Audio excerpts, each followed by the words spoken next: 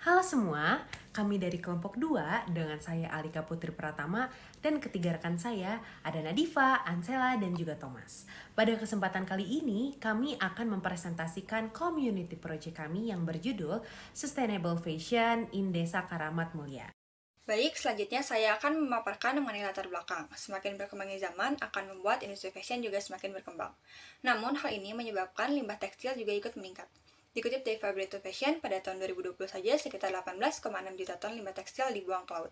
Jika hal ini terus berlangsung, maka limbah tekstil akan lebih besar dibandingkan limbah plastik. Maka dari itu, dibutuhkan penanganan untuk masalah ini dengan cara mendaur ulang pakaian atau kain yang sudah tidak terpakai.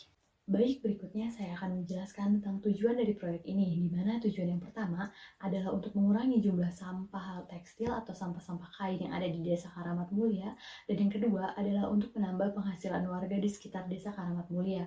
Bagaimana caranya? Tentu dengan cara mengolah sisa-sisa kain atau sampah tekstil tadi menjadi produk baru. Desa yang kami tuju adalah Desa Karamat Mulia, Kecamatan Soreang, Kabupaten Bandung. Nama program yang kami jalankan adalah Thrift in Touch. Tujuan dari program ini adalah untuk memberikan alternatif pada masyarakat luas yang ingin bergaya sesuai mode tanpa mengeluarkan biaya yang besar. Nah, program ini pun juga memiliki konsep di mana kami akan mengumpulkan dan memilah limbah kain yang nantinya akan diolah menjadi barang yang layak pakai. Barang tersebut pun akan diolah oleh masyarakat Desa Karamat Mulia yang memiliki usaha jahit kecil-kecilan. Alur dari program ini adalah pertama, kami akan mengumpulkan limbah kain yang berasal dari 3 desa yang mata pencarian utamanya adalah konveksi. Nah, setelah itu kami akan memilahnya dengan teliti apakah limbah kain tersebut masih layak pakai atau tidak. Gak lupa juga sebelum diolah kami akan mencuci kain tersebut terlebih dahulu. Selanjutnya, limbah kain tersebut akan dibentuk menjadi barang-barang layak pakai seperti tas, baju, celana, dan lain sebagainya. Jika sudah menjadi barang jadi yang bagus dan layak pakai, akan kami jual kepada masyarakat luas secara online melalui beberapa platform. Terakhir, sebagian dari keuntungan yang diperoleh dari penjualan kain akan diberikan sebagai tambahan modal bagi jasa penjahit kecil-kecilan di Desa Karamat Mulia. Lalu berikutnya ada tim Project Management yang diketuai oleh Alika Putri Pratama dan saya sendiri Bernadette Ansela Milenda sebagai bendahara, lalu ada Nadifa Nur Alifah sebagai koordinator acara, dan yang terakhir ada Franciscus Thomas sebagai koordinator logistik. Saya akan memaparkan mengenai Project Management. Project ini akan dilakukan pada Agustus tahun 2022 dengan pengimplementasian program yang dibuat oleh kami selaku panitia sesuai dengan alur. Lalu untuk monitoring, panitia akan melakukan pertemuan setiap minggunya untuk melihat progres yang ada. Nah, selain itu, kami juga akan melakukan evaluasi untuk mengecek apakah program ini sudah sesuai dengan tujuan utama atau belum, dan melaporkan hasil kegiatan kepada dosen mata kuliah yang dilakukan oleh panitia.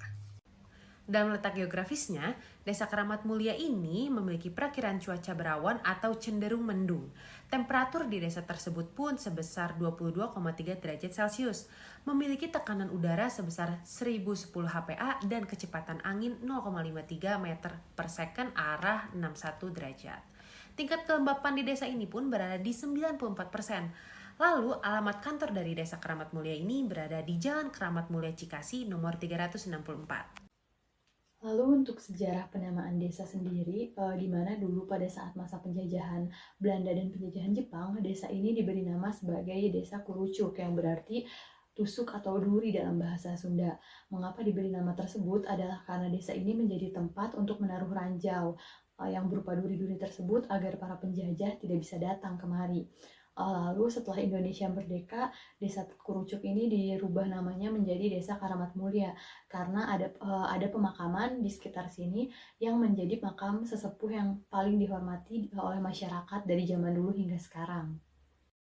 Baik, selanjutnya untuk struktur organisasi, Desa Karamat Mulia ini memiliki kepala desa yang bernama Asep Solehudin dengan 1 sekretaris dan 1 bendahara, lalu ada 2 kaur dan 2 kasih, serta desa ini juga terdapat 5 dusun. Baik, untuk statistik pendudukan dan pendidikan, jumlah penduduk di Desa Karamat Mulia pada tahun 2021 sebanyak 8.200 jiwa, dengan RT ada 50 dan RW ada 20. Di sini juga pria ada 47,42% dan wanita ada 52,58%. Di sini juga untuk status pendidikan, untuk sarjana itu ada 10%, SMA atau SMK ada 30%, SMP ada 40%, dan SD ada 20%. Lalu untuk profesi atau pekerjaan yang paling diminati di Desa Karamat Mulia ini adalah 50% sebagai petani dan 50% sebagai pegawai konveksi.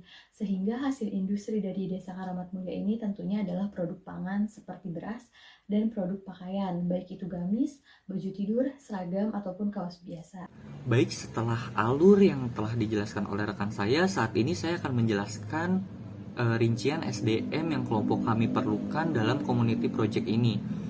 Untuk SDM yang kami perlukan terbagi menjadi 4 divisi. Yang pertama ada pengelola kain, yang kedua ada pemilah kain, yang ketiga ada penjahit baju, dan yang keempat ada pendistribusi kain. Tentu untuk memenuhi kebutuhan SDM yang kami perlukan dalam community project ini, kami akan bekerja sama dengan masyarakat Desa Keramat Mulia. Baik, yang selanjutnya saya akan menjelaskan terkait dengan rincian biaya yang kelompok kami perlukan dalam melakukan community project ini. Untuk biaya sendiri terbagi menjadi 2, yaitu biaya input dan biaya output. Untuk biaya input yang kami perlukan, yang pertama ada kain perca dengan harga sekitar 27.000 per kilogramnya. Lalu yang kedua ada biaya pengiriman dengan harga 12.000 per kilogramnya. Lalu yang ketiga ada biaya jahit dengan harga 8.000 hingga 15.000 per piecesnya.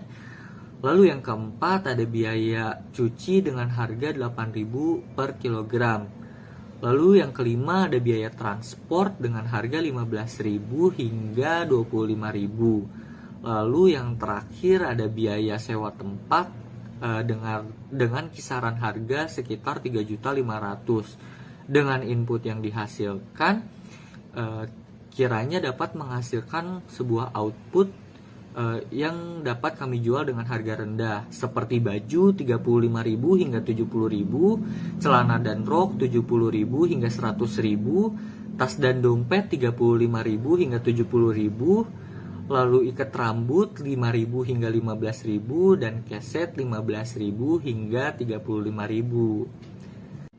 Baik, demikian yang dapat kami sampaikan terkait dengan proposal community project yang akan kami lakukan. Mohon maaf apabila ada salah-salah kata. Atas perhatian rekan-rekan kami ucapkan terima kasih.